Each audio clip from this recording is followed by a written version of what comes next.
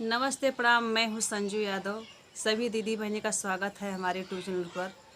तो दीदी बहनी, हम आप लोगों के बीच में आज एक ऐसी सच्ची घटना पर गीत आधारित किए हैं जिसे सुन करके अगर जिसका दिल पत्थर का होगा वो भी पसीज करके आंसू निकल जाएगा। तो दीदी बहनी, एक बेटा है 8 साल का, एक बेटा है 6 साल का, 2 बेटे हैं। उनके माता पिता एक्सीडेंट में मर जाते हैं। घर पे जो है कि चाचा चाची रहते हैं, उनका परवरिश करते हैं। उम्र से बेसी, उम्र जो है कि बहुत छोटी है, पर काम उनसे बहुत ज़्यादा करवाते हैं घर का। और एक दिन की किस्सा है दीदी बहनी की, चाचा और चाची आपस में बात कर रहे हैं कि क्यों ना हम लोग इसको, दोनों भाइयों को खाना में जहर मिला करके दे दें और दोनों मर जाएं। जो भी हिस्सा है हमारे बेटों का होगा, हमारी बेटियों का होगा।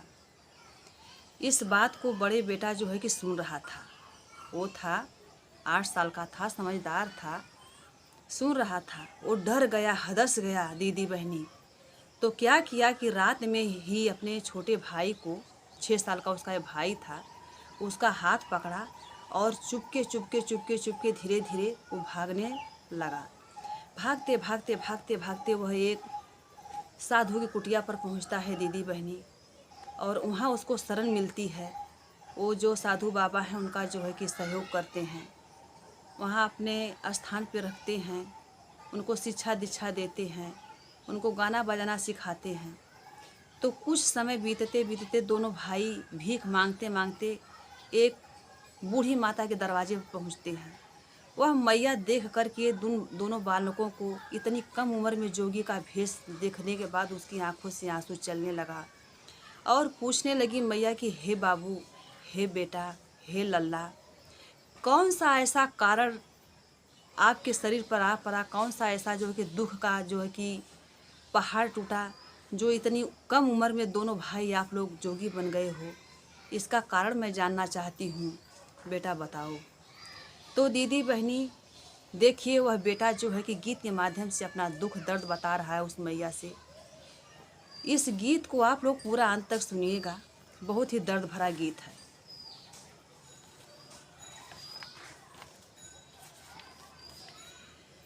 दोनों बिरनवा जोगी भैले चाची के हो करनवा। दोनों बिरनवा जोगी भैले चाची के हो करनवा। अरे माई बाबू के हरिले हल कुंवर कन्हाई परनमा। अरे माई बाबू के हरिले हल कुंवर कन्हाई परनमा। कि बरी भैले मोरे घर का खाना दनमा माई रे। कि बरी भैले मोरे घर का खाना दनमा माई रे। उस बूढ़ी माँ से दोनों बेटा रो रो के बता रहे हैं। दोनों बिरनवा जोगी भैले चाची के हो करनवा। दोनों बिरनवा जोगी भैले चाची के हो करनवा। अरे माई बाबू के हरिले हलै कुंवर कन्हाई परनवा।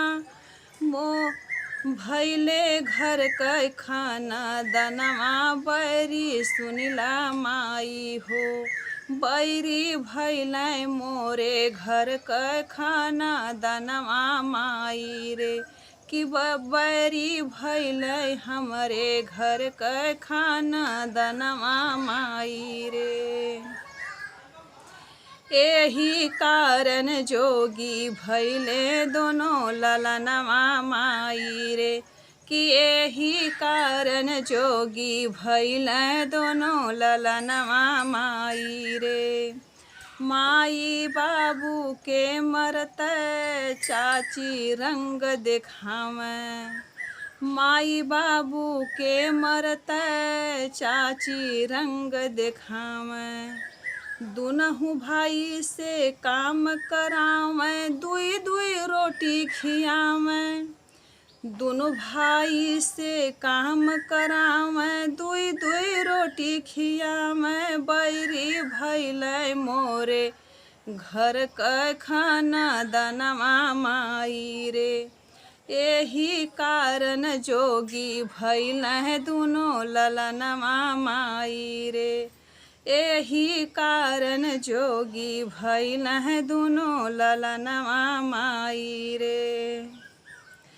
दोनों भाई से घरवा का पूरा काम करावे। दोनों भाई से घरवा का पूरा काम करावे। दुई गो रोटी के करनवा भैले बैरी चाचा जी। दुई गो रोटी के करनवा पेटवा बैरी भैले ना। पेटवा बैरी भैल ना हो, पेटवा बैरी भैल ना। चाचा चाची के करनवा दोनों जोगी भैल ना। चाचा चाची के करनवा दोनों जोगी भैल ना। एही कारण जोगी दोनों ललनवा भैल ना। और माता जी से का कहत हुआ, हे माई सुना। एक दिन का खिस्सा बा। एक दिन सुन ले चाचा चाची कै बतिया बड़ भाई। चाचा चाची बतियावत रहलन। एक दिन सुन ले चाचा चाची कै बतिया बड़ भाई। अरे दुनहु के जहर खियादा हट जाई विपता सब भारी। लेके भगली अपन बीरनमा छोड़ी खजनमा रे माई। लेके भगली अपन बीरनमा छोड़ी खजनमा रे माई। एक दिन सुन ले चाचा चाची कै बतिया बड़ भाई। एक दिन सुन ले चाचा चाची कै बतिया बड़ भाई। अरे दुनहु के जहर खियादा हट जाई विपता सब भारी। लेके भगली अपन बीरनमा छोड़ी खजनमा रे माई। लेके भगली अपन बीरनमा छोड़ी खजनमा रे माई। घर के हमरो खाना बैरी भैलै, घर के हमरो खाना दानवा रे माई। कि बैरी भैले हमरे घर के खाना दानवा रे माई। जोगी भैले दुनो बीरनमा यही करनवा रे माई। कि जोगी भैले दुनो ललनवा यही करनवा रे माई। अरे भागत भागत जाके पवली एक मंदिर में डेरा। भागत भागत जाके पवली एक मंदिर में डेरा। कहत हुआ, हे माई जब राती के हम भागत रहली तो सुना। अरे भागत भागत जाके पवली एक मंदिर में डेरा।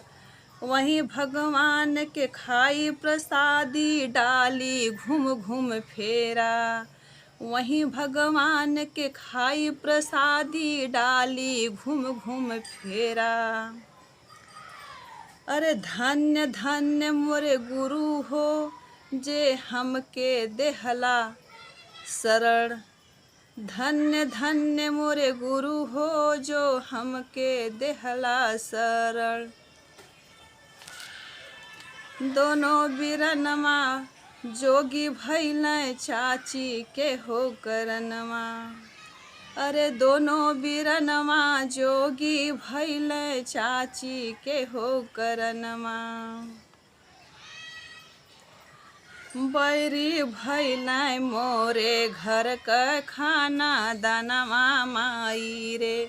कि बैरी भैले मोरे घर का खाना दानवा माई रे। एही कारण जोगी बनल दुनो ललनवा माई रे। एही कारण जोगी बनल दुनो ललनवा माई रे। तो दीदी बहनी, ये छोटे छोटे जोगी बालक के ऊपर हमारा यह दर्द भरा गीत आप लोगों को कैसा लगा, आप लोग कमेंट बॉक्स में ज़रूर बताइएगा।